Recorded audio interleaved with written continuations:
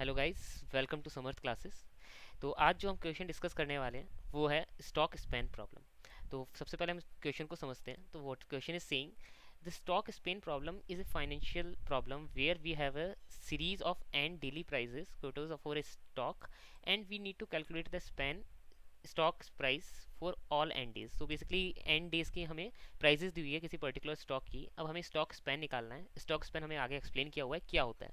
तो span of S I, किसी भी ith एलिमेंट के लिए जो स्पैन होगा एस आई, वो क्या होगा on a given day I is defined as the maximum number of consecutive day just before the given day. तो ये जो आपकी मेन लाइन है डेफिनेशन वो है maximum number of consecutive day, max consecutive days होने चाहिए maximum just before the given day. तो आपको जिस डे के लिए आप निकाल रहे हो उससे कॉन्जिक्यूटिवली पीछे मूव करना है और चेक करना है कि कितने कंटिन्यूस कॉन्जिक्यूटिव डेज हैं जिनके लिए प्राइस क्या है करंट डे की प्राइस से स्मॉलर है। तो ये आपका क्या है स्टॉक स्पेन, उस पर्टिकुलर डे के लिए उस पर्टिकुलर स्टॉक का स्पेन बन जाएगा।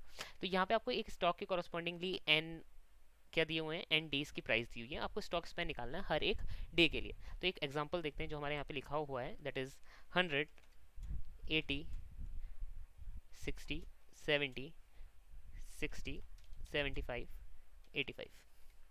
तो सबसे पहले हम बात कर रहे हैं कि 100 के लिए प्रीवियस डे कितने हैं। 100 के लिए कोई प्रीवियस डे है ही नहीं, तो स्टॉक स्पेन क्या हो जाएगा ये अकेला। तो इसके लिए आंसर आएगा आपका 1, क्योंकि 100 आपका इकलौता है, इससे पहले कुछ है ही नहीं। तो इससे पहले जो इससे पहले और यहाँ पे इस डे तक जो इससे छोटी प्राइसेस हैं इसके बराबर हैं वो कितने डेज की हैं, एक ही दिन की है उसी पर्टिकुलर डे की।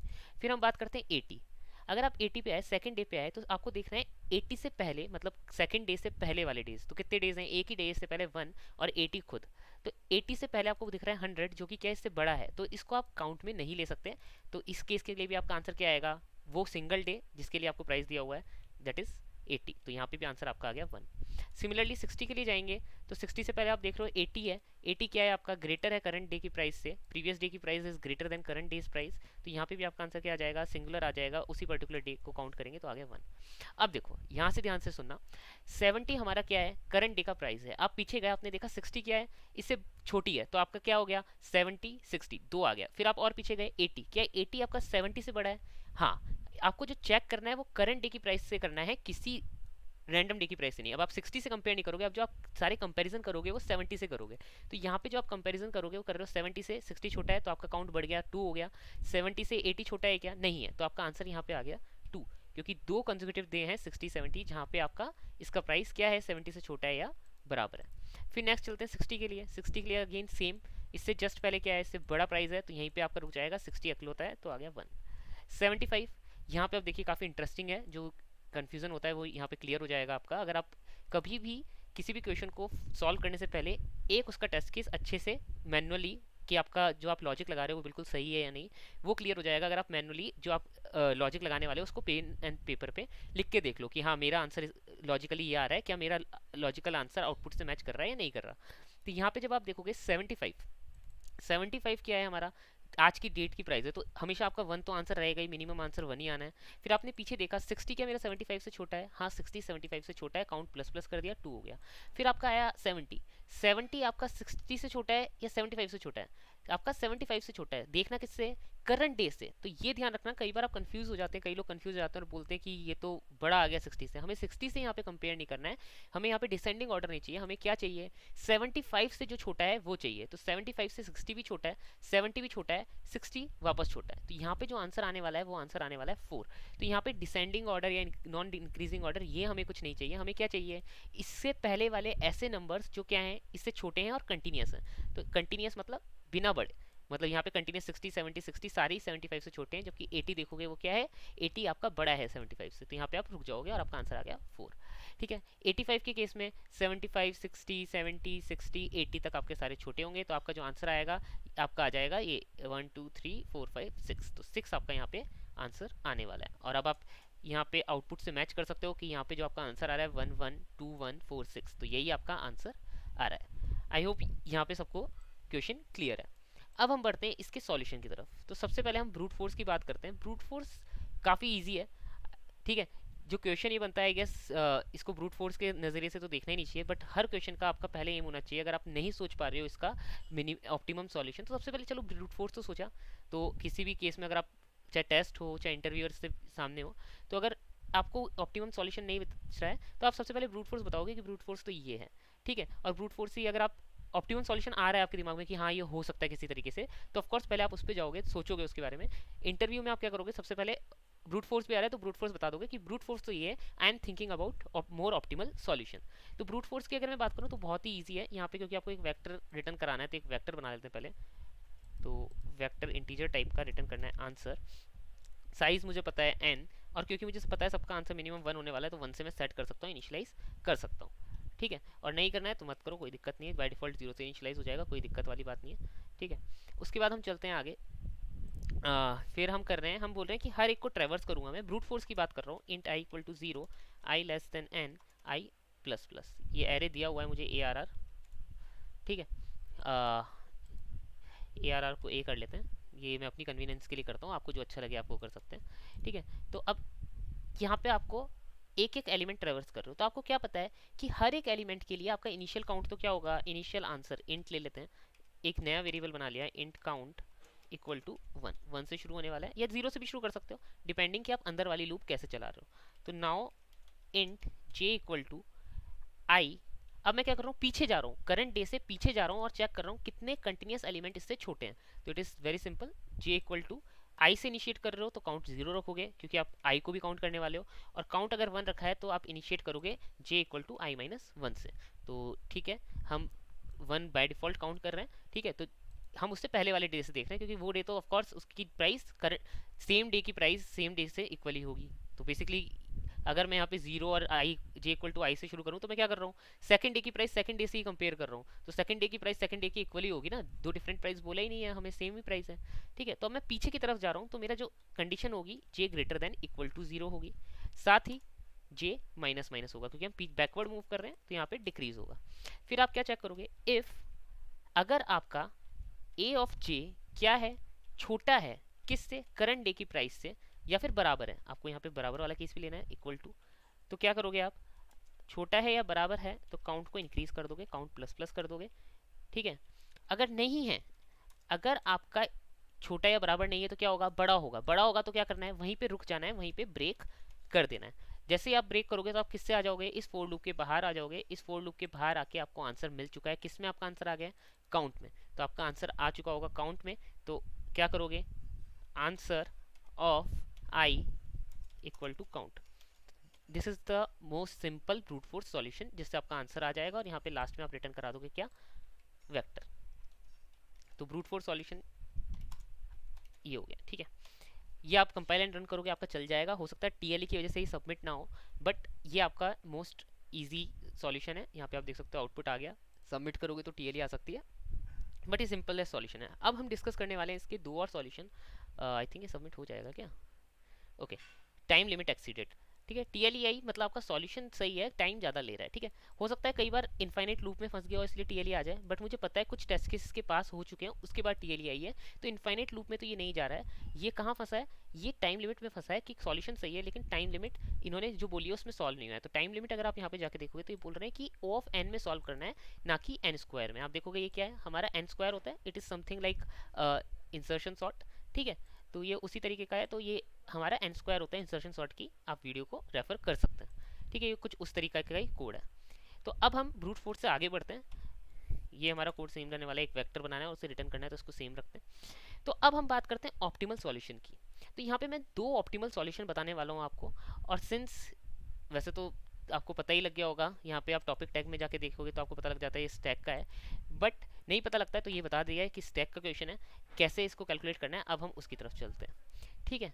तो यहाँ पे हम दो ऑप्टिमल सॉल्यूशन यहाँ पे डिस्कस करने वाले हैं। पहला सॉल्यूशन जो मैं आपको बताऊंगा दैट इज, क्वेश्चन से ही आपको क्लियर हो जाएगा कि क्या करना है, ठीक है। मैं केवल स्पैन की डेफिनेशन पढ़ूंगा और उसी से आपको रिलेट करके बताऊंगा कि कैसे करना है। तो स्पैन को कैसे डिफाइन किया है, span of the stock price on a given day, ठीक है। किसी डे के लिए कैसे डिफाइंड है, maximum number of consecutive day just before the given day for which price of stock on that day is less than और equal to the price of the given day. तो basically ये बाद में तो बस less than equal to वाली condition है तो इसको इग्नोर करते हैं। अब ध्यान देते हैं यहाँ पे कि लेस देन इक्वल टू हमें पता है छोटी चाहिए या बराबर प्राइस चाहिए, maximum number of consecutive day just before the given day. तो यहाँ पे बोला जा रहा है maximum number of consecutive day चाहिए जो क्या हो, उससे पहले हो। ठीक है, तो एक तरीका तो यही है कि आप लोगों को ये क्लिक कर जाना चाहिए कि इस केस में मुझे करंट एलिमेंट से पहले वाले एलिमेंट्स को चेक करना है। मतलब अगर मैं 80 है, अगर मेरे को O ऑफ n में सॉल्व करना है तो 80 के पहले वाले एलिमेंट्स, 80 का आंसर मुझे कब मिलेगा, जब 80 के पहले वाले एलिमेंट्स का मुझे पता हो। ठीक है, तो स्टॉक में अब आपको ये पता है कि ये स्टैक का क्वेश्चन है, तो स्टैक के क्वेश्चन में दो ही ऑपरेशन होते हैं, पुश और पॉप। और जनरली हम क्या करते हैं, पॉप के टाइम पे इवेलुएट करते हैं। मैं आपको दोनों तरीके से बताऊंगा। अभी हम डिस्कस कर रहे हैं पॉप के टाइम पे इवेलुएट करने वाला। सेकंड जो मैं केस बताऊंगा उसमें आपको पुश के टाइम पे इवेलुएट करके भी बताऊंगा कि कैसे हम पुश वाले टाइम पे भी इवेलुएट कर सकते हैं। लेकिन जनरल मेथोडोलॉजी अभी तक हमारी जो रही है वो हम पॉप के टाइम पे अपना आंसर कैलकुलेट करते हैं। तो आपको पता है कि जब तक छोटे आएंगे, बेसिक जनरल माइंड में क्या आता है कि जब तक छोटे आए मैं पुश करता जाऊं, जैसे ही बड़ा है मैं पॉप कर दूं। तो जनरली स्टैक में हम क्या बोलते हैं कि जो भी एलिमेंट आपका पॉप कर रहा है, मतलब जिस ith एलिमेंट की वजह से जो आपका स्टैक का टॉप पॉप हो रहा है, तो स्टैक का टॉप जिस वजह से पॉप हुआ है, मतलब ith एलिमेंट की वजह से पॉप हुआ है, तो वो ith एलिमेंट और स्टैक के टॉप से आपको स्टैक के टॉप वाले इंडेक्स का आंसर मिल जाएगा। तो बेसिकली मैं क्या बोल रहा हूँ, मैं बोल रहा हूँ कोई भी ith एलिमेंट आपका आया तो उसने क्या होगा, हमेशा अगर कोई किस मान लो वो पॉप कर रहा है, आई एम अज्यूमिंग वो पॉप कर रहा है, नहीं कर रहा है तो कोई दिक्कत नहीं है, लेकिन अगर वो पॉप कर रहा है, परफॉर्मिंग पॉप, वो पॉप कर रहा है तो वो किसको कर रहा होगा, स्टैक के टॉप को, स्टैक डॉट टॉप, हमेशा स्टैक का टॉप ही आपका पॉप होगा। तो ये जो ith एलिमेंट है जिसने पॉप किया है, किसको किया है, स्टैक के टॉप को, तो स्टैक का टॉप जो है उसका आंसर अब आपको मिल जाना चाहिए किसकी हेल्प से, ith एलिमेंट की हेल्प से। तो स्टैक का टॉप जो भी आपका एलिमेंट क्या हो रहा है, पॉप होने वाला है, उसका आंसर आपको मिलेगा करंट एलिमेंट जिसने पॉप किया है उसे, और स्टैक का टॉप जो कि पॉप होने वाला है। तो ये अगर आप थोड़ा सा रूल डिफाइन रखेंगे अपने मन में कि हाँ जब भी मेरा एलिमेंट पॉप हो रहा है और जो उसको पॉप कर रहा है वो अगर दोनों पता है तो मुझे आंसर पता लग जाएगा। तो सेम केस हमारे यहाँ पे लगने वाला है, सेम केस हम यहाँ पे एक्सप्लेन करेंगे कि कैसे स्टैक का टॉप जब हमारे पास पॉप होगा तो हमें कैसे उसका आंसर मिल जाएगा। ठीक है, तो ये रूल हमें एक थोड़ा सा माइंड में इमेज बना के रखोगे कि हाँ ऐसे कर सकते हैं तो काफ़ी इजी हो जाता है। ठीक है, पुश वाला भी मैं आपको बताऊंगा, अभी मैं पॉप वाले केस की बात कर रहा हूँ। ठीक है, दो सॉल्यूशन हम डिस्कस करने वाले। पहला सॉल्यूशन, जब हम पॉप पे कैलकुलेट करेंगे तो अब मेरे को क्या पता लगा कि अगर मेरे पास ये मेथोडोलॉजी है मेरे माइंड में कि ऐसा मुझे करना है कि पॉप होएगा तब मुझे आंसर चाहिए, तो मेरे को क्या चाहिए कि जब मेरा आंसर डिसाइड होगा वो वाले एलिमेंट्स कब आने चाहिए, बाद में आने चाहिए। तो मैं क्या करूँ, आगे से ट्रेवर्स करने की जगह पीछे से ट्रेवर्स कर दो। अगर मैं पीछे से ट्रेवर्स करूंगा n-1 से लेके 0 तक ट्रेवर्स करूंगा, ठीक है, अभी मैं बैकवर्ड ट्रेवर्सल बता रहा हूँ, सेकंड अप्रोच जो है वो फॉरवर्ड ट्रेवर्सल पे होगी। ठीक है, दो सॉल्यूशन है, अभी बैकवर्ड ट्रेवर्सल देख रहे हैं, बाद में हम फॉरवर्ड ट्रेवर्सल वाली अप्रोच देखेंगे। तो बैकवर्ड ट्रेवर्सल में मैं क्या बोल रहा हूँ कि अगर आप बैकवर्ड ट्रेवर्स कर रहे हो तो 85 के लिए क्या बोलोगे, जब तक छोटा आ रहा है आई एम चिल, जब तक छोटा आ रहा है पुश करते रहो पुश करते रहो पुश करते रहो। जैसे ही 85 से बड़ा आएगा 100 आएगा, मैं क्या बोलूंगा, अरे 100 मिल गया, नियरेस्ट एलिमेंट मिल गया, एक तरीके से क्या हो गया, नियरेस्ट एलिमेंट मिल गया। फिर जैसे हमने नेक्स्ट ग्रेटर एलिमेंट बोला था, नेक्स्ट ग्रेटर एलिमेंट बोला था, it is nothing but previous greater element, previous greater element. ठीक है, तो ये काफी सिंपल है। नेक्स्ट ग्रेटर एलिमेंट की जगह हमने क्या बोल दिया, प्रीवियस ग्रेटर एलिमेंट निकालना है। अगर आप प्रीवियस ग्रेटर एलिमेंट निकाल सकते हो या प्रीवियस ग्रेटर एलिमेंट का इंडेक्स निकाल सकते हो, previous greater index element of index of the element. ठीक है, तो प्रीवियस पीएसआई निकाल लो, पीएसआई क्या होता है, प्रीवियस स्मॉलर इंडेक्स, तो अभी हम बात करें पीजीआई की, प्रीवियस ग्रेटर इंडेक्स या एलिमेंट। ठीक है, तो अगर आप प्रीवियस ग्रेटर एलिमेंट निकाल दो, नेक्स्ट ग्रेटर एलिमेंट आपको पता है वो क्या करते हैं, आगे से निकालते हैं, प्रीवियस के लिए पीछे से ट्रेवर्स करोगे, तो बहुत ही सिंपल है। अगर आप प्रीवियस ग्रेटर एलिमेंट निकाल लोगे तो आई थिंक ये क्वेश्चन सॉल्व हो जाएगा। क्लियर है सभी को ये, आई थिंक ये बेस्ट इजीएस्ट वे है इसको बताने का, हमारे पिछले वाले क्वेश्चन से रिलेट करने का। कोमल, राहुल, बताओ आप लोगों को क्लियर है ये हर केस? Yes sir. यस। ठीक है, तो यहाँ पे आई थिंक अगर मैंने आपको ये बताया होता पहले तो आप इसको और इजीली सॉल्व कर लेते हैं।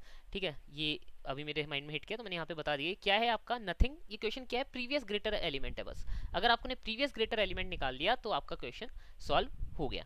ठीक है, I think next greater element आता है तो प्रीवियस ग्रेटर एलिमेंट भी कोई बड़ी बात नहीं है। तो अब हम जो एल्गोरिथम लगाने वाले हैं वो यही है, प्रीवियस ग्रेटर एलिमेंट की। सिंपली नेक्स्ट ग्रेटर एल्गोरिथम की एल्गोरिथम लगानी है, जस्ट हम पीछे से ट्रेवर्स करते हुए चलेंगे।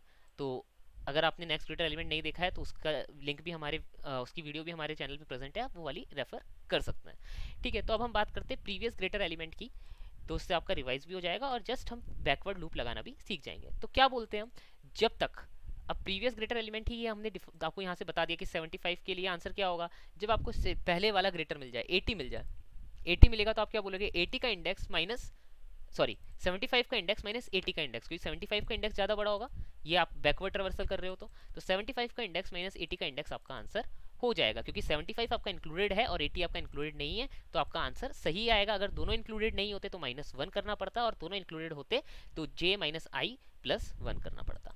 ठीक है, तो अब हम बात करते हैं कि प्रीवियस ग्रेटर एलिमेंट निकालना है, तो इट इज सिंपल, पीछे से लूप चलाएंगे और जब तक छोटा आ रहा है पुश करते जाओगे, जैसे ही कोई एलिमेंट स्टैक के टॉप से बड़ा आया तो उसको क्या करोगे, उसे पॉप कर दोगे और आप वहां पे आंसर इवेल्युएट कर दोगे। तो जैसे अगर हम यहाँ बात करें, 85 आया, पुश कर दिया क्योंकि खाली था, फिर 75 आया, स्टैक की हम यहाँ पे इमेज दिखा रहे हैं, 85 आया, पुश कर दिया, 75 आया, पुश कर दिया, 60 आया, छोटा है, पुश कर दिया, फिर आपका आया 70 आया तो क्या करेगा, 60 को पॉप कर देगा, 60 पॉप हो गया हमारा यहाँ पे।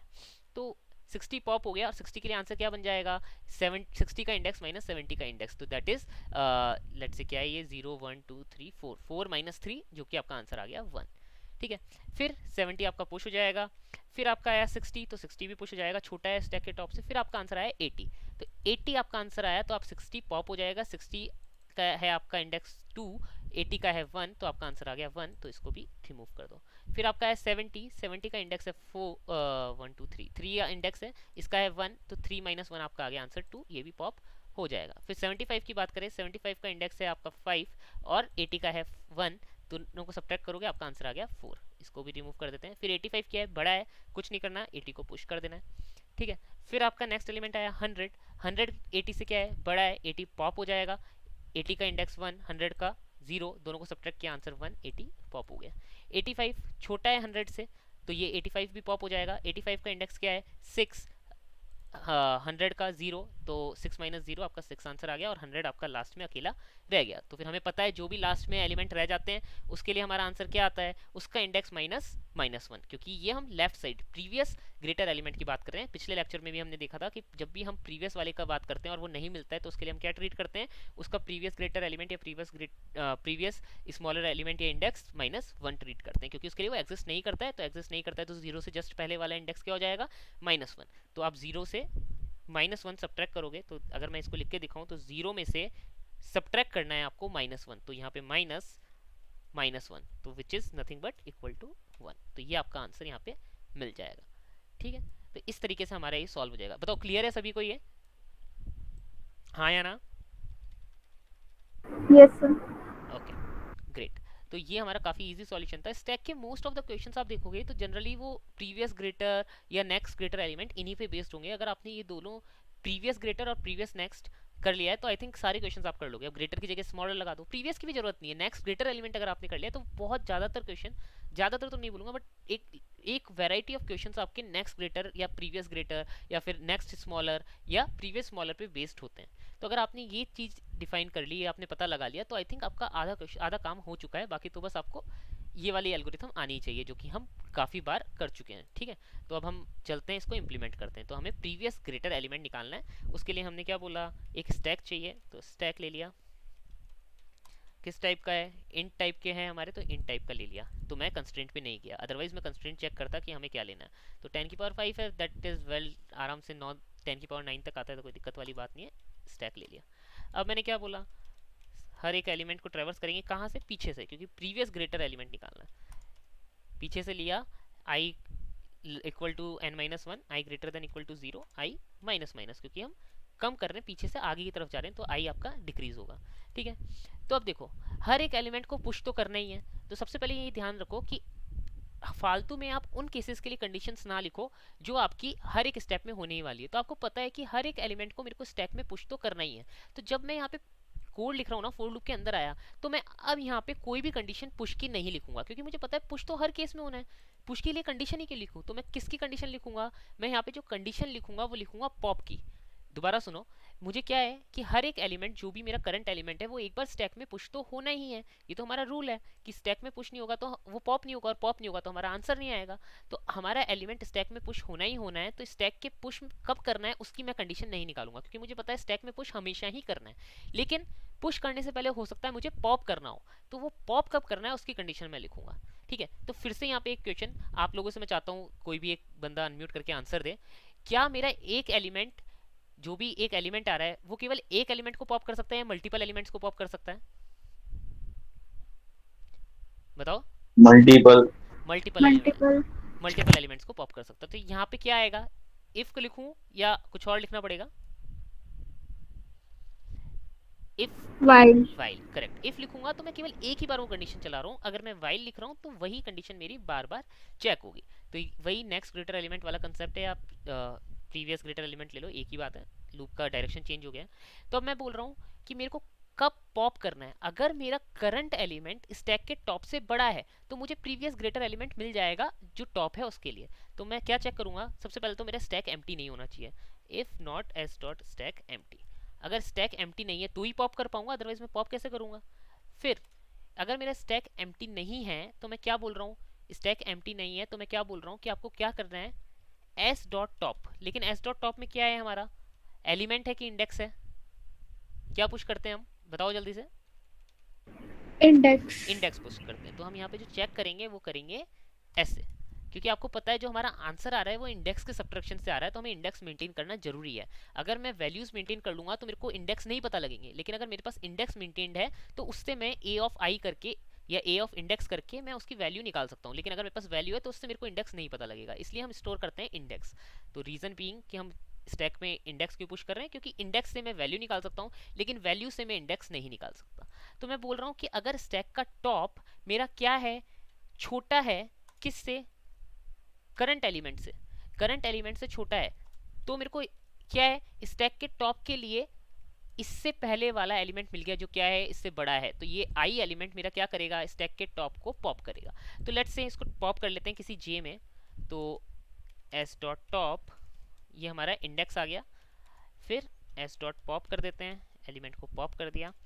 ठीक है, पॉप करने के बाद मैं क्या बोल रहा हूँ, अब मेरा पॉप हो गया तो इसका आंसर भी आ जाना चाहिए। तो ठीक है, जे के लिए हम आंसर निकालते हैं। तो आंसर ऑफ जे हमें इवेल्युएट करना है। तो आंसर ऑफ जे मैंने क्या बोला था, जो पॉप हुआ है माइनस जिसने पॉप किया है। तो जे पॉप हुआ है हमारा माइनस जिसने पॉप किया इज आई, क्योंकि जे क्या है आपका बड़ा है, क्योंकि हम पीछे से, आपका आई क्या है, आइट्रेटर क्या है कि आइट्रेटर की वैल्यू कम होती जा रही है, तो जे इज आपका ग्रेटर देन आई। अगर आपको नहीं पता लग रहा क्या है तो मॉड लगा लो, मॉड आई माइनस जे या जे माइनस आई का मॉड कर लो, अपने आप पॉजिटिव हो जाएगा, क्योंकि आपको पता है आंसर हमारा 1 या ग्रेटर देन 1 आना है।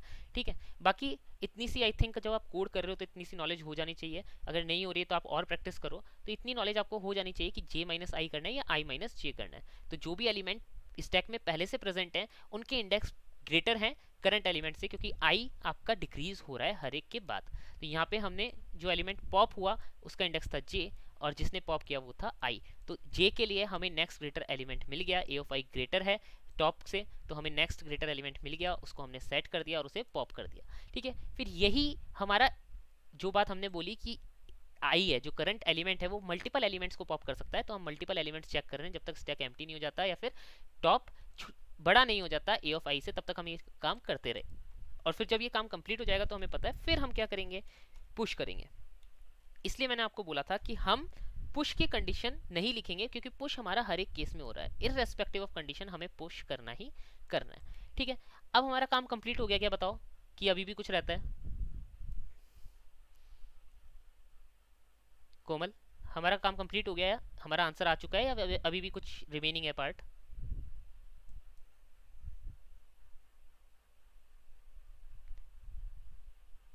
राहुल, कोमल, कोई भी अनम्यूट करके बताओ।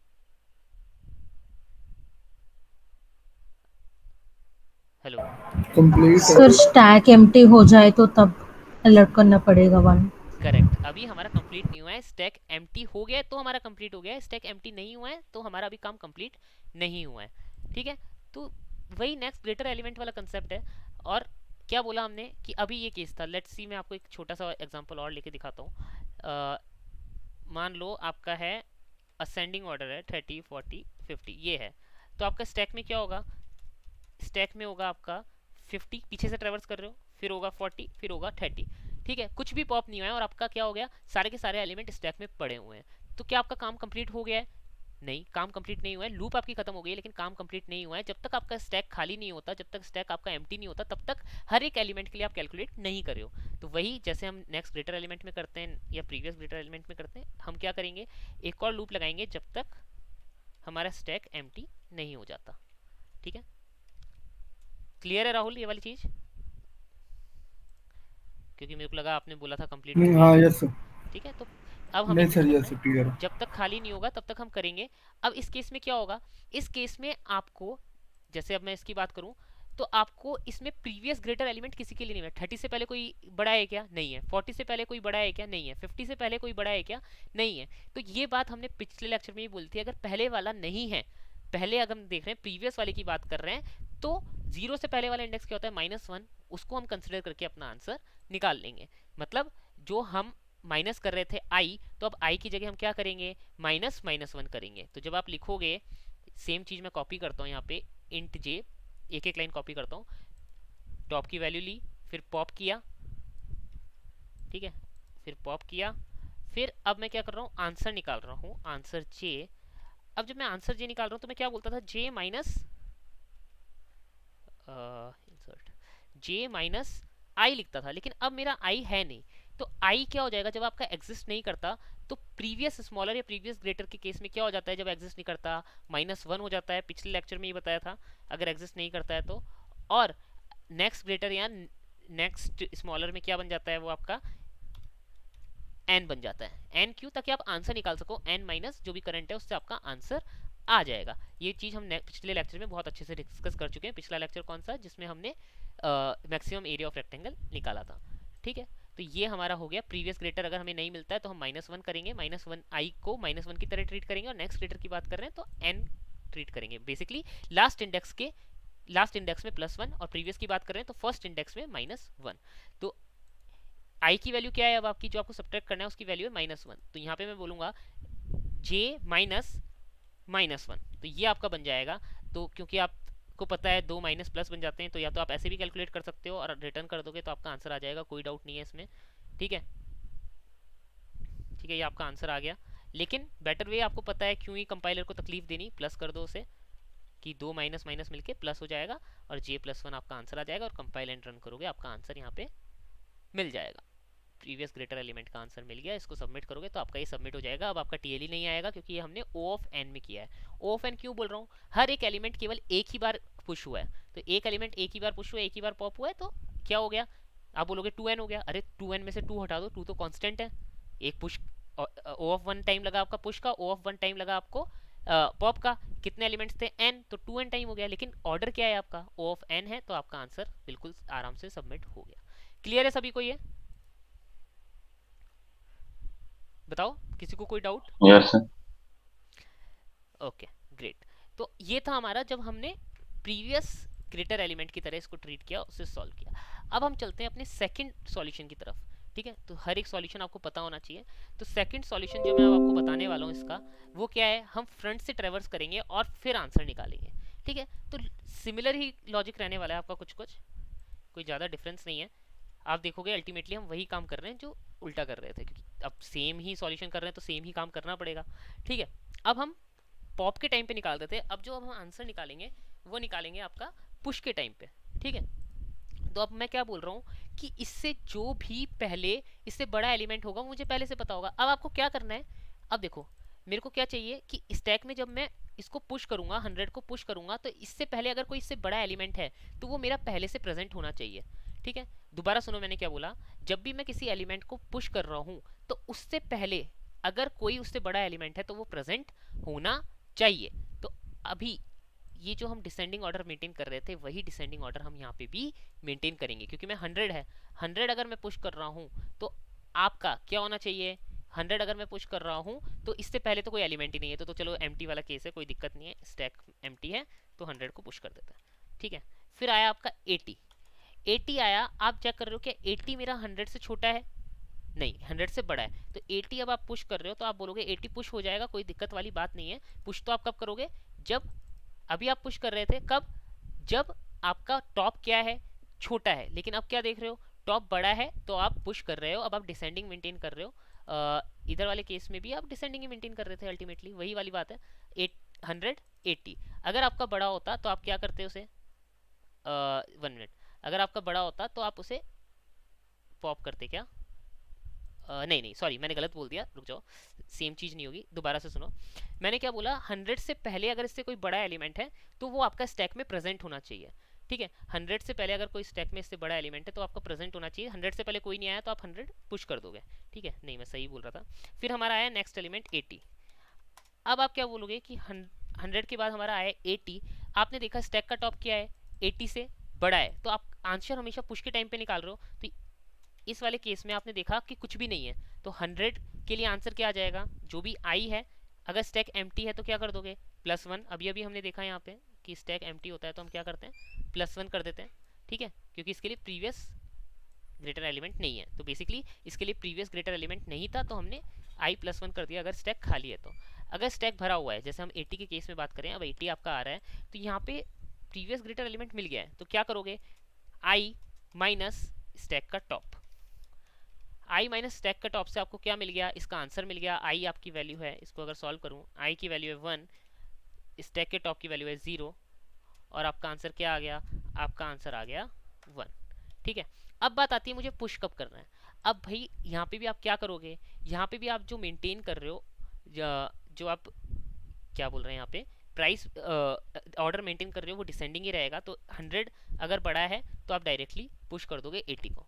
ठीक है, पॉप कब होगा, तो फिर पॉप होगा जब आपका इससे छोटा होगा तो आप पॉप करोगे। ठीक है, रीजन बीइंग कि अगर 7, चलो अभी 70 पे पहुंचेंगे तब मैं आपको रीजन एक्सप्लेन करता हूँ। नेक्स्ट आपका है 60। स्टैक की कंडीशन कैसी है, 100 80 ऐसा कुछ दिख रहा है आपका स्टैक।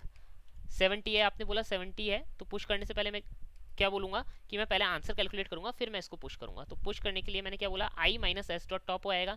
तो i की वैल्यू क्या है आपकी, i की वैल्यू है 60 की बात कर रहे हैं हम, i की वैल्यू है आपकी 2, एस डॉट टॉप की वैल्यू क्या है 80, क्योंकि ये बड़ा भी है। एस डॉट टॉप अगर आपका बड़ा है तो आपका आंसर क्या आ जाएगा, 80 की इंडेक्स है 1, तो 2 माइनस 1 आपका 1 आ जाएगा। आप देख सकते हो इसके लिए भी आंसर क्या था, 1 था। सबके लिए अभी तक हमारा आंसर 1 1 आता जा रहा है। इसके लिए क्या है, 0 + 1 दैट इज 1। ठीक है, और आपका क्या होगा, 60 पुश हो जाएगा।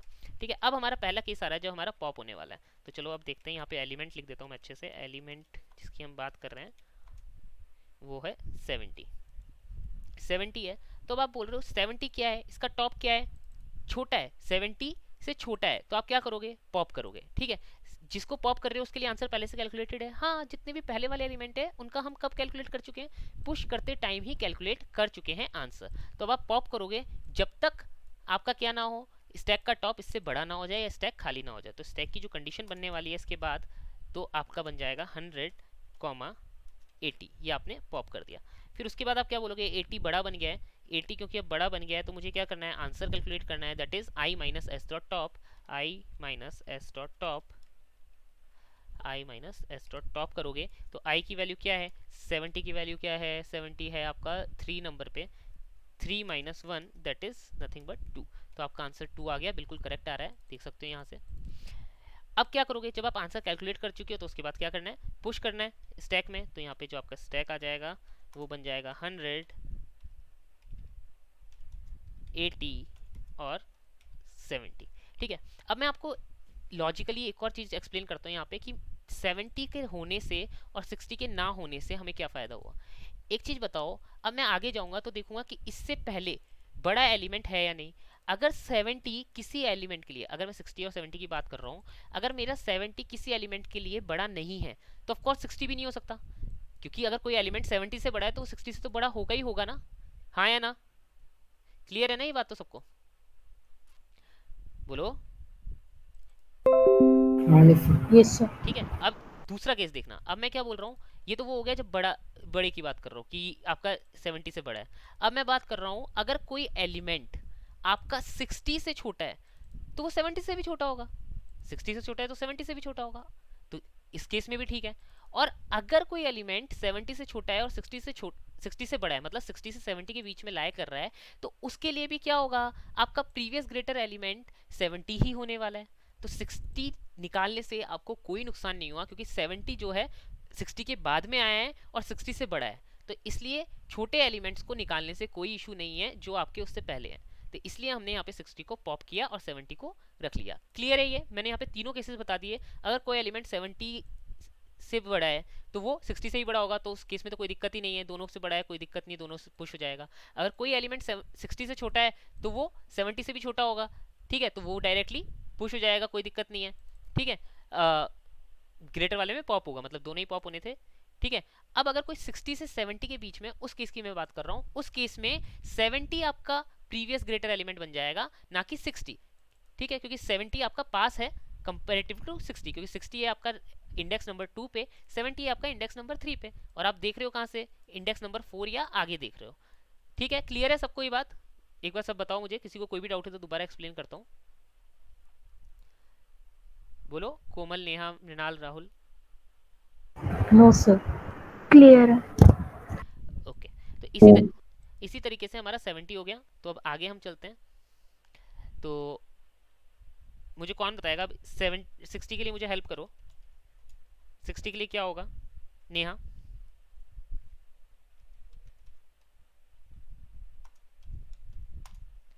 स्टैक में है मेरा, ये वाला स्टैक है आपका करंटली।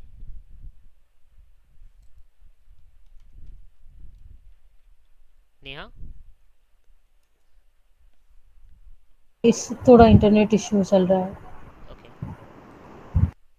ठीक है, तो फिर राहुल बताओ।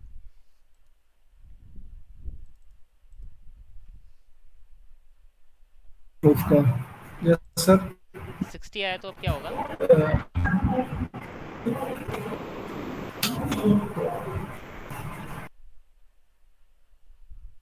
एक मिनट क्या होगा? कुछ कंफ्यूजन है तो पूछो।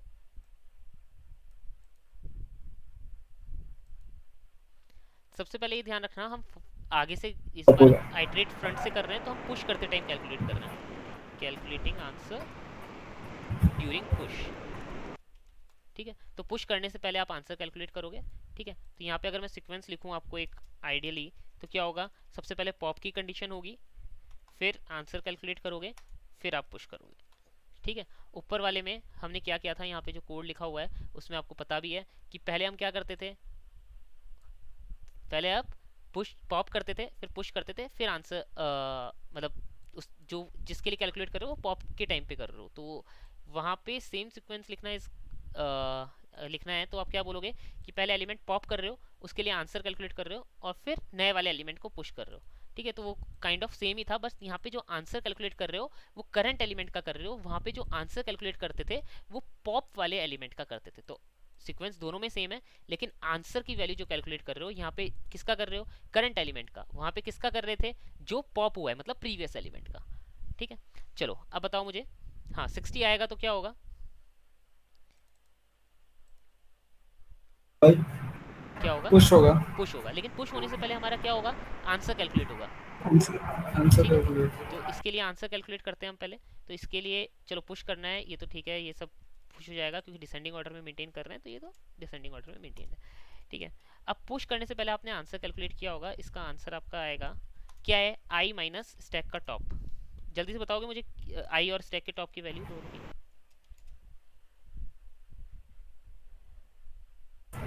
i4 है आई 4 है, और 73 है 73 क्या 73? मतलब स्टैक का टॉप 3 हाँ, स्टैक का टॉप 3 है, 70 और 3 ना, ठीक है। तो ये आपका आ गया 1, तो बिल्कुल करेक्ट, आपका आंसर भी यहाँ पे 1 ही आ रहा था 60 के लिए, ठीक है।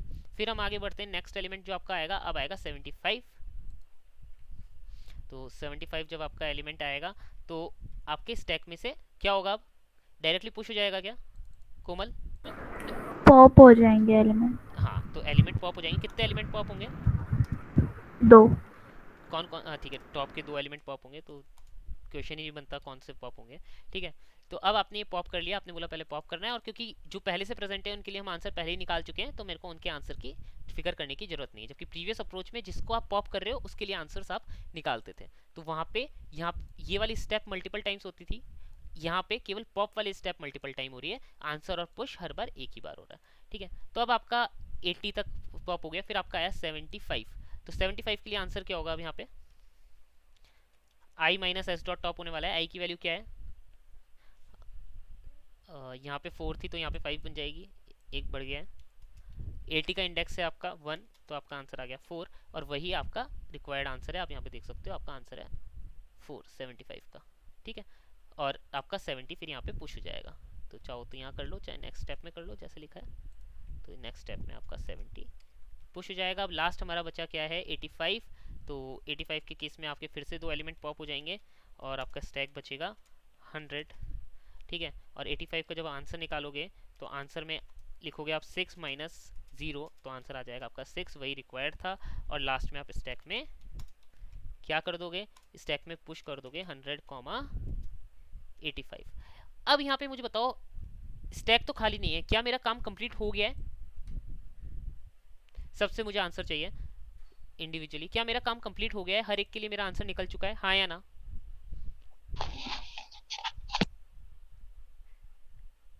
बताओ कोमल, राहुल। निकल चुका पर एम्प्टी नहीं हुआ है। कुणाल की आवाज नहीं, राहुल आप बताओ।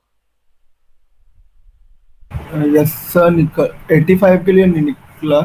85 लास्ट निकल में गया जो ना, है ये किसके लिए निकाला निकल 85? गया, अच्छे अच्छे से हाँ निकल गया, हाँ एम्प्टी हो नहीं गया। हुआ है ना, पर स्टैक एम्प्टी नहीं हुआ है, एग्री, बट क्या हमारा आंसर आ चुका है सबके लिए? यस सर, आंसर आ चुका है। आंसर आ यस चुका सर। है। तो हम पहले स्टैक एम्प्टी हुआ या नहीं हुआ वो नहीं देखते, हम पहले जो कैलकुलेट करते थे वो करते थे पॉप के टाइम पे।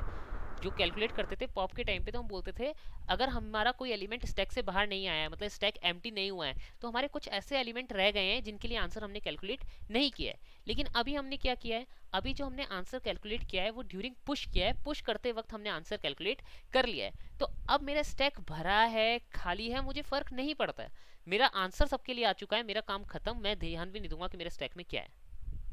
समझ आया ये बात सबको? Yes sir. Yes sir. ठीक है। तो ये ध्यान रखना जब आप पॉप के टाइम पे आपको बस ये चीज, आपने देखा दोनों ही केस में पॉप आंसर और पुश हो रहा है, ठीक है। अभी मैं आपको यहाँ से एक्सप्लेन करूँ तो ये देखो वाइल लूप के अंदर क्या है, पॉप भी है और आंसर कैलकुलेट भी कर रहे हो। वाइल लूप के अंदर आप पॉप, वाइल लूप के अंदर ही पॉप कर रहे हो और वाइल लूप के अंदर ही आप आंसर कैलकुलेट कर रहे हो, और पुश आप बाहर कर रहे हो। पुश तो एक ही बार होगा एक एलिमेंट, तो दैट इज नेचुरल कि आप बाहर लिखोगे। लेकिन अगर अब मैं इस वाले की बात करूं तो इस वाले में क्या होगा, आपका पॉप वाइल के अंदर आएगा और आंसर और पुश दोनों क्या आएंगे, वाइल लूप के बाहर आएंगे। दोनों एक ही बार होंगे ऑफ कोर्स, लेकिन क्या है दोनों वाइल लूप के बाहर आएंगे। तो इससे क्या पता लग रहा है कि आप केवल जो एलिमेंट पुश कर रहे हो उसके लिए आंसर निकाल रहे हो। तो अगर कोई एलिमेंट पुश्ड है, अगर आपका कोई एलिमेंट स्टैक में है भी, तो आपको पता है कि पुश करने से पहले ही मैं उसका आंसर निकाल चुका हूं, तो अब वो एलिमेंट स्टैक में रहे ना रहे मुझे फर्क नहीं पड़ता। अगर एक एलिमेंट स्टैक में जा चुका है मतलब उसका आंसर निकल चुका है। तो अगर सारे एलिमेंट स्टैक में जा चुके हैं तो मेरा सबका आंसर निकल चुका है। तो स्टैक अगर अब भरा भी है तो मेरे को फर्क नहीं पड़ता, भरा रहे, मैं आगे कुछ नहीं करने वाला, खत्म बात, ठीक है। जबकि ऊपर वाले केस में क्या होता था, मेरे स्टैक से अगर बाहर नहीं निकला है आंसर, अगर कोई एलिमेंट स्टैक से बाहर नहीं निकला है तो मेरा आंसर नहीं आता था। क्यों नहीं आता था? क्योंकि हम आंसर कैलकुलेट करते थे पॉप होते टाइम, ठीक है। उस केस में हमारा जब पॉप हो रहा है तब हम आंसर कैलकुलेट कर रहे थे, तो इसलिए हमें देखना पड़ता था कि अगर स्टैक खाली नहीं हुआ है तो हमें वापस और लूप चलानी पड़ेगी, ये सेकंड लूप चलानी पड़ती थी। तो क्लियरली यहाँ से पता लग गया कि हमारी ये लूप तो यहाँ से हटने ही वाली है, दिस इज श्योर। और स्टैक हमारा ये रहने वाला है। तो एक बार चाहूँ तो मैं इसको भी एडिट कर सकता हूँ, जरा सी टाइम लगेगा, बट एक मिनट, ये वाला कोड कॉपी कर लेते हैं हम, कंट्रोल सी कंट्रोल वी, ठीक है। फिर इसको नोटपैड में कॉपी कर लेते हैं ना, ज़्यादा बेटर होगा, ठीक है। अब हम बात करते हैं, सॉरी फंक्शन के साथ कॉपी करना है ताकि ये भी मैं अपलोड कर सकूँ आपकी को गिटहब पे। तो जिन लोगों को कोड देखना हो तो वो डिस्क्रिप्शन में लिंक में जाके चेक कर सकते हैं कि क्या कोड लिखा था हमने, ठीक है। अब हम चलते हैं सेकंड की तरफ, सेकंड वाला सॉल्यूशन इंप्लीमेंट करने की तरफ। तो आपको एक चीज़ तो मैंने बता दी, स्टैक भरा भी है तो मुझे फर्क नहीं पड़ता, तो ये वाली लूप तो हमारी गारंटीड हटने वाली है, ठीक है। फिर मैंने आपको बोला अब हम ट्रेवर्स कैसे कर रहे हैं, आगे से कर रहे हैं। तो i equal to 0, i less than n तक जो हम नॉर्मली चलाते हैं, और i प्लस प्लस, ठीक है। पुश एक बार होगा, ठीक है। चलो इसको हटा ही देते हैं, दोबारा लिख लेते हैं। बट आपको पता है यहाँ पे क्या है, पॉप और आंसर दोनों हम इवेल्युएट कर रहे हैं वाइल लूप के अंदर, ठीक है। वैसे तो मेरे को ज़्यादा चेंज करने की जरूरत नहीं है, सेम इसी में कर देता हूँ, ठीक है। तो इसको कमेंट कर देता हूँ फॉर नाउ, ताकि मैं आपको दिखा सकूँ कि ज़्यादा चेंज नहीं था, ठीक है, अब मैं क्या बोल रहा हूँ, सबसे पहले क्या करना है, पॉप वाली कंडीशन लिखनी है। यहाँ लिखा हुआ था मैंने सबसे पहले पॉप, फिर आंसर और पुश। तो पॉप वाली कंडीशन क्या है, वाइल सेम ही कंडीशन आएगी, स्टैक भरा हुआ होगा तो ही पॉप करोगे, स्टैक नॉट एम्प्टी, स्टैक खाली नहीं है, एंड स्टैक का टॉप, तो स्टैक के टॉप में आपका इंडेक्स है तो उसका वैल्यू निकाल ली वेरिएबल की। अगर स्टैक का टॉप छोटा है ए ऑफ आई से तो ही आप क्या करोगे, पॉप करोगे। पॉप करते टाइम कुछ करना है, कुछ नहीं करना भाई, स्टैक का टॉप पॉप कर दो, बस खत्म बात, मुझे मतलब भी नहीं है। फिर स्टैक का टॉप पॉप कर दिया, ठीक है। पॉप करने के बाद मैं क्या बोल रहा हूँ कि ये पॉप हो गया है, अब क्या करूँ, अब मैं करंट वाले के लिए आंसर कैलकुलेट करूंगा, ठीक है। तो ये मैंने आपको पहले ही बोला था, ये दोनों स्टेप्स क्या हैं, वाइल लूप के बाहर आने वाली है। तो अब करंट वाले के लिए आंसर मैं कैलकुलेट करूंगा। तो करंट वाले के लिए जो आंसर आने वाला है, तो आंसर ऑफ आई, यहाँ पे देखो आंसर ऑफ जे था तो वो लूप के अंदर था, अब आंसर ऑफ आई है, ठीक है। आंसर ऑफ आई क्या हो जाएगा आपका, आंसर ऑफ आई हो जाएगा आपका current index minus S dot top, क्योंकि जो इसके लिए प्रीवियस ग्रेटर एलिमेंट है वो है अभी करंटली रिसाइड कर रहा है आपका स्टैक में टॉप पे। तो ये आ गया आपका i minus S dot top, और अब आप आंसर निकाल चुके हो तो इसको क्या कर देंगे, पुश कर देंगे, एस डॉट पुश आई। तो देखो कितना छोटा सॉल्यूशन बन गया है, और आप ये देखो बस सेम ही कोड है, मैंने बोला था ना कुछ भी चेंज नहीं होगा। तो ये लाइन हटानी थी, इस लाइन को बाहर करना था, और ये आपका कोड कन्वर्ट हो गया। तो इसको अब रिमूव कर देते हैं, ये छोटा सा कोड है हमारा, ठीक है। हाँ मुझे पता है इस फोर लूप के बाहर आने के बाद भी मेरा स्टैक खाली नहीं हुआ है, बट मुझे फर्क नहीं पड़ता क्योंकि मैं आंसर कब कैलकुलेट कर चुका हूँ, पुश करते टाइम। तो मैं बिल्कुल भी ध्यान नहीं दूंगा कि मेरा स्टैक खाली है भरा है, इस केस में मुझे ध्यान देने की जरूरत नहीं है। लेकिन यहाँ पे कंपाइलेशन एरर आया तो कुछ तो गलती है, मैंने पीपी पुश में स्पेलिंग गलत लिख दी है, तो दोबारा करते हैं रन, और आप देखोगे अब आपका ये अब रन टाइम एरर आ गया। अच्छा, तो कुछ तो गलती की है, तो चलो चेक करते हैं। क्या बोला था हमने कि आपको पॉप करना है, फिर आंसर कैलकुलेट करना है, फिर पुश करना है, ठीक है। अब क्या गलती हुई मुझे बता सकते हो, मुझे तो मिल गई, आप बता सकते हो यहाँ पे क्या गलती हुई है। जब भी आपका कोई एरर आती है इस तरीके की तो क्या बोलते हैं, सेगमेंटेशन फॉल्ट आया है। तो सेगमेंटेशन फॉल्ट कब आता है, याद करो स्टैक का पहला लेक्चर, तो एसटीएल लाइब्रेरी वाला लेक्चर है, आई थिंक सेकंड या थर्ड लेक्चर होगा। तो जिन लोगों को नहीं याद, एक बार वो विजिट कर सकते हैं, स्टैक की जो हमारी प्लेलिस्ट है उसमें सेकंड या थर्ड नंबर का लेक्चर है। तो स्टैक में हमने सारे पढ़े थे मेमोरी एरर कब कब आते हैं। तो यहाँ पे बता सकते हो मेरा मेमोरी एरर सेगमेंटेशन फॉल्ट क्यों आया है।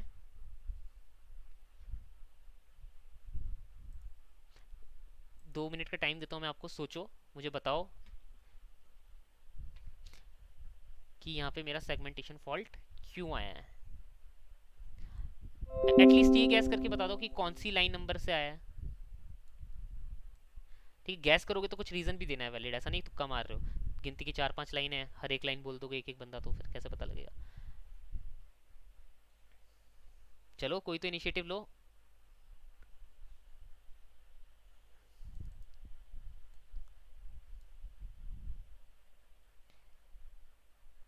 चलो मुझे एक चीज बताओ, सेगमेंटेशन फॉल्ट पुश करते टाइम आ सकता है क्या स्टैक में, हाँ या ना।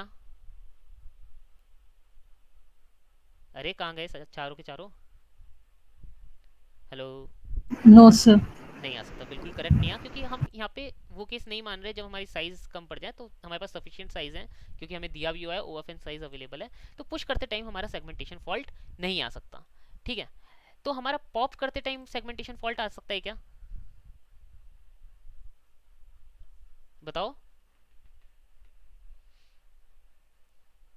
हाँ या ना। नहीं, वो तो पहले ही चेक कर यस लिया सर, अगर हमने। हम एम्प्टी का चेक नहीं की तो। हाँ तो दोनों ही सही थे, राहुल ने बोला कि नहीं आना चाहिए, लेकिन सही है, राहुल ने क्या बोला कि नहीं आना चाहिए हमारे कोड में, क्योंकि हम पहले ही चेक कर चुके हैं वो एम्प्टी नहीं है। और नेहा ने बोला, मेरा जो क्वेश्चन था कि क्या पॉप करते टाइम सेगमेंटेशन फॉल्ट आ सकता है, तो दोनों ने बिल्कुल करेक्ट आंसर दिया, आ सकता है। कब, जब आप पॉप करो और आपके स्टैक में कोई एलिमेंट ही ना हो, मतलब स्टैक एम्प्टी और आप पॉप कर रहे हो। लेकिन हमारे कोड में पॉप करते टाइम आपका सेगमेंटेशन फॉल्ट नहीं आएगा, क्योंकि पॉप करने से पहले ही आप फाइल कंडीशन में चेक कर चुके हो कि आपका स्टैक एम्प्टी तो नहीं है। तो देखो गिनती के 3 ऑपरेशन होते हैं, 3 ऑपरेशन लगाए हमने, पुश पॉप, एक क्या है टॉप। तो अब बताओ टॉप में मेरा सेगमेंटेशन फॉल्ट आ सकता है क्या,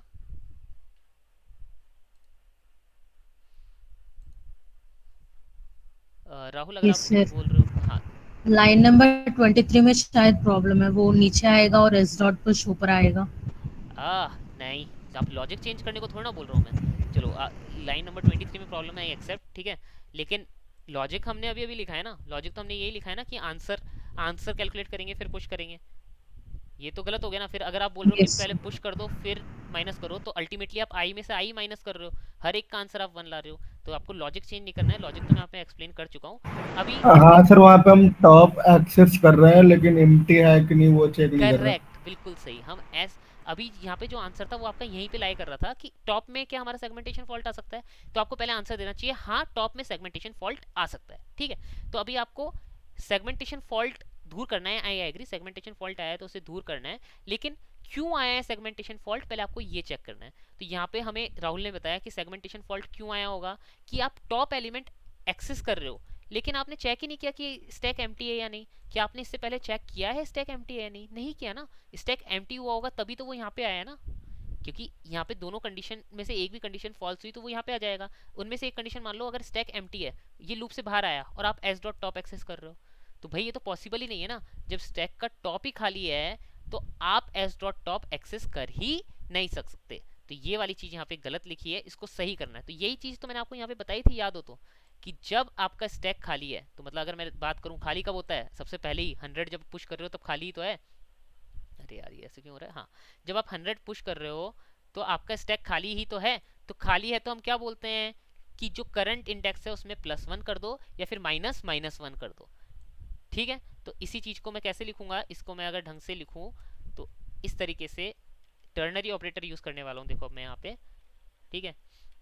तो अगर मेरा स्टैक का एस डॉट एम टी है, एस डॉट एम टी है तो क्या करना है, और एस डॉट एम टी है तो मेरे को -1 सब्ट्रैक्ट करना है। और अगर एस डॉट एम टी नहीं है तो आपका क्या हो जाएगा, मतलब एस डॉट एम टी है तो -1 सब्ट्रैक्ट हो जाएगा, that is minus minus plus हो जाएगा। और अगर एस डॉट एम टी नहीं है, मतलब कोई एलिमेंट है, तो एस डॉट टॉप रिटर्न कर दोगे। क्लियर है ये वाली चीज नहीं है आपको अब?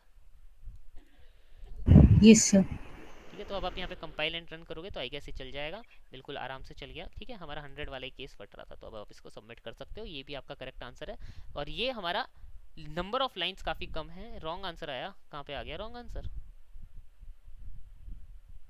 दिस इज व्हाट, ये तो मैं एक्सपेक्ट नहीं कर रहा था। हमने बोला ये एक सही है, हमारा इस वाली कंडीशन की वजह से कुछ हो सकता है। एक बार मैं चेक करता हूँ दोबारा।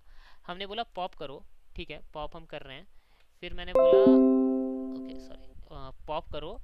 फिर हमने बोला कि आंसर कैलकुलेट करो और फिर रख दो। तो दिस इज नाइस कि आप पॉप कर रहे हो अगर एम्प्टी नहीं है, और प्राइस टॉप का अगर छोटा है तो पॉप कर रहे हो। तो वही टॉप का प्राइस अगर छोटा है ए से तो आप पॉप कर रहे हो, कूल। और फिर आंसर निकाल रहे हो और पुश कर रहे हो। आई थिंक इस वाली लाइन की वजह से वो कुछ रॉन्ग आंसर आ रहा है, वरना तो मुझे कोड में कोई दिक्कत नहीं लग रही। तो एक काम करते हैं, इसको इफ एल्स में लिख लेते हैं, ठीक है। क्या गलती हो सकती है ऐसे, इसमें गलती क्यों है? सर एक तो एरे ऑफ टॉप अगर इक्वल हो एरे ऑफ आई के। वो तो हो ही नहीं सकता ना। एरे नहीं, सुनो एक second, array of top equal हो एरे एरे ऑफ ऑफ, आई के। तो हमें तब पॉप थोड़ा ना करना है, वो तो काउंट होगा ना। ओके। यस। अच्छा, तो आप बोल रहे हो उसको मैं पॉप करूँ? Less than equals to. हाँ पोपो। हाँ करेक्ट, बिल्कुल सही, यही गलती की थी हमने। अगर इक्वल हो तो मेरे को उसको पॉप करना है, ठीक है। हमारा इस वाले केस में नहीं आया, बट हमें उसे पॉप करना है। एक मिनट चेक करते हैं इस वाले केस को। लेट्स से हमारा 60 60 60 60 सारा आंसर है, ठीक है। सबसे सिंपल सॉल्यूशन यही है कि 60 60 ले लेते हैं। तो जो हम ले रहे हैं क्वेश्चन, वैसे मुझे आपकी बात बिल्कुल सही लग रही है। लेट्स से 60 60 और 60 ले लिया, तो मेरा इसका आंसर आना चाहिए 1, सेकंड का आंसर आना चाहिए 2, थर्ड का आंसर आना चाहिए 3। क्या मैं आंसर यही एक्सपेक्ट कर रहा हूँ क्या? पहले तो ये वाली चीज़ क्लियर करते हैं।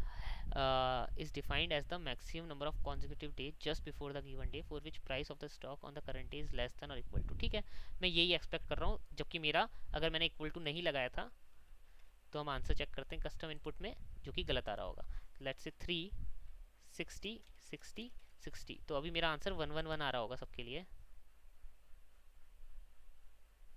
सबके लिए 111 आ रहा है, जो कि गलत है, जबकि आंसर क्या है 1 2 3। ठीक है, तो यहाँ पे हमें इक्वल टू के लिए भी अगर हम पॉप करेंगे, बहुत अच्छा कोमल, नाइस। तो यहाँ पे जब हम इक्वल टू के लिए भी पॉप करेंगे तो आपका आंसर सही आ जाएगा, बिल्कुल सही। यही हमारी गलती थी।